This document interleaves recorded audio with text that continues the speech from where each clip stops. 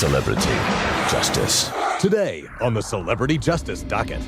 I'm Ross McLaughlin at the Beverly Hills Courthouse. Winona Ryder reacts with outrage to a prosecutor's tongue lashing. Then here's a judge hand down a laundry list of punishments for her crimes. Celebrity Justice is now in session. Hello, everyone. I'm Holly Herbert. First up today, payback time for Winona Ryder. The actress in court for sentencing on her shoplifting convictions. CJ's Ross McLaughlin was there and says Ryder was ready for her punishment, but not ready for the prosecution attack. It's been a day everyone's been waiting for. Would Winona Ryder pay the price for shoplifting? Winona Ryder arrived in court dressed in black, ready for what would be the final judgment day in her shoplifting case. But before Judge Eldon Fox would sentence her, Ryder's attorney Mark Garrigus would plead for leniency. This is one of the classiest women I've ever met. She's going to carry with her the scarlet letter of S of shoplifter wherever she goes. Garrigus spoke of Ryder's many good and charitable acts, specifically the $1 million reward she put up a decade ago for the return of a missing California girl, Polly Klaas. One day of bad should certainly not trump over a decade of what I consider to be exemplary work.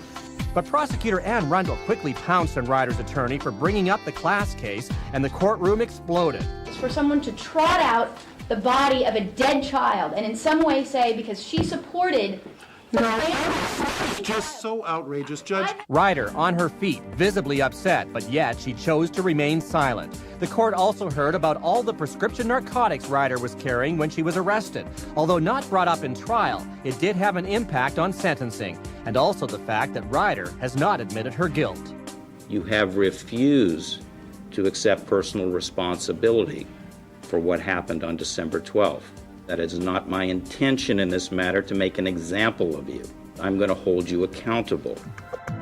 Ryder must now pay more than $10,000 in fines and restitution, perform 480 hours of community service, and participate in drug and psychological counseling. You have disappointed many people. Outside court, Ryder's attorney had this to say. What she was sentenced to today, I believe, was reasonable given what the convictions were. And flanking him was Ryder's longtime friend, Mark Klaas, the father of the child she tried to help. Winona Ryder may be a double felon, but she's a double felon with a very big heart and a very generous spirit, and nobody should ever forget that.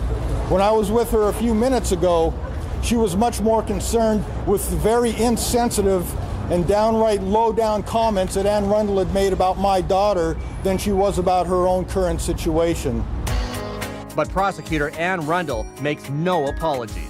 I think the only issue remaining is one highlighted by the judge, and that's whether or not Miss Ryder will stop pointing fingers at others and examine her own behavior. And in the end, the court has the final word.